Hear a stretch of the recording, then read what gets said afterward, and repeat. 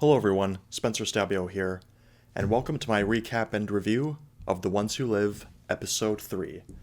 Now, if you've seen my last two videos, you should know the gist of what this video is. So without further ado, let's get into it. So we begin this episode with years back with Rick just getting into the Civic Republic. He's walking around and he runs into Jadis, who is explaining the Civic Republic's 500-year plan, and Rick is like, you know what? No, I'm not gonna have anything to do with this. I'm gonna go home. And Jadis is always bringing up, but I did save you. So then we cut to years later, basically the present. Rick is trying to get Pearl Thorne's help in vouching for Michonne or Dana as she's going by in the CRM. So Rick manages to convince her to do that, and then of course we jump forward to the moment between Rick and Jadis, and Jadis is being an asshole, and Rick says his classic line, "I'm gonna kill you, but not today." So that was really good. And then we see Michonne at the culling facility that Rick was at, and basically she's trying to keep this facade going of her being a B type of person. And then so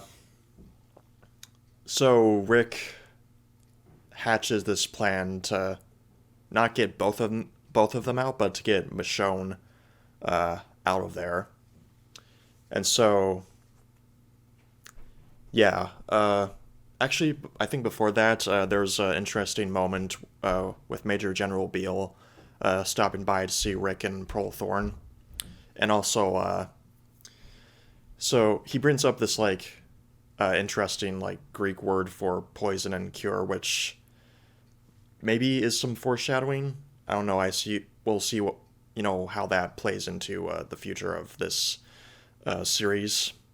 And so, Major General Beale, he takes Thorne aside to discuss the Echelon briefing, which has been brought up a few times, and is going to take place at the summit, or the Cascadian base that they just set up.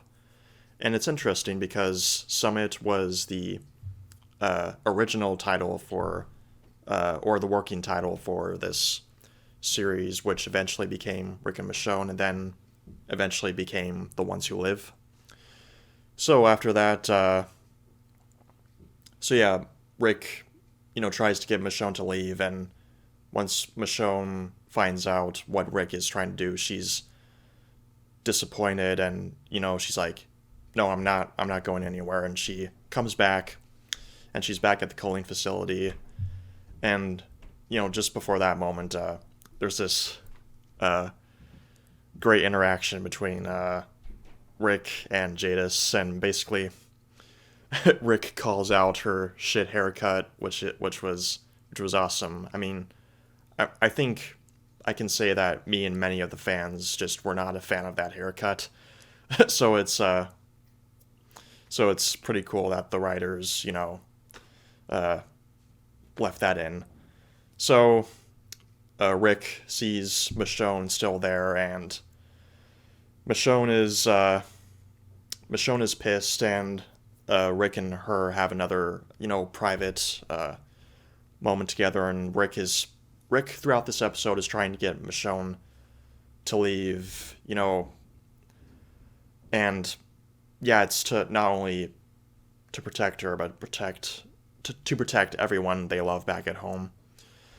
And so we also get some interesting scenes between Pearl Thorne and Michonne. And Pearl Thorne, she sees through Michonne's facade. Like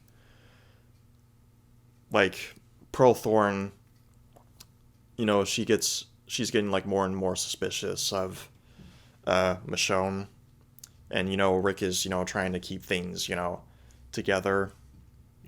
And so eventually they all head over to the Cascadian base to clear out some walkers, or I guess there's like a new name for them. They're called Delts. Actually, I'm sorry. There's actually one pretty nice moment in this episode where Michonne is, taking a little tour through the city, and she comes by the stand where all of those engravings came from, and Carl's name comes up, which is great. I mean, R.I.P. Carl. We miss you, buddy. Anyways, that was a nice moment. But back to the whole Cascadian scene there. So they're clearing out, walkers. They're using like this explosive device to clear like hundreds of them out. And so Michonne, being the person that she is, she's, she's being defiant and just basically doing her own thing, and Pearl Thorne is getting pretty pissed. And then Rick goes after her and ends up helping her out, and, there's some teamwork going on here, and, yeah, they set off the explosive, and, they're hiding behind a tree, and, they have a little nice moment together there, and I'm pretty sure I wasn't the only one that was like, "What the fuck are you doing? You're going to get caught." So anyways, after that, Jadis is over there at the Cascadian base, continuing to, be an asshole, and Michonne sees her there, and she's like, "What the hell? What's going on here?" And then Rick takes her aside, and again, this moment was, a bit surprising to me, just how, harsh Rick sounded, but, I mean, we get it, we get where he's coming from, he's doing, he's acting like this to try and, push Michonne away and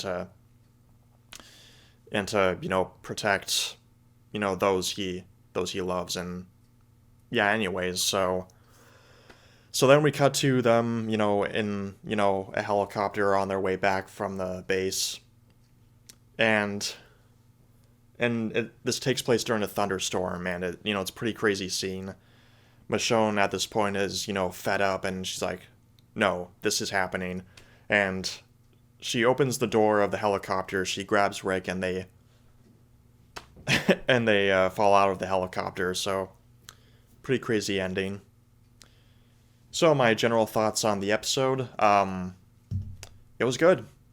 Although, I will say that this is my least favorite so far. Like, it doesn't really feel like there was much progression compared to the last two episodes.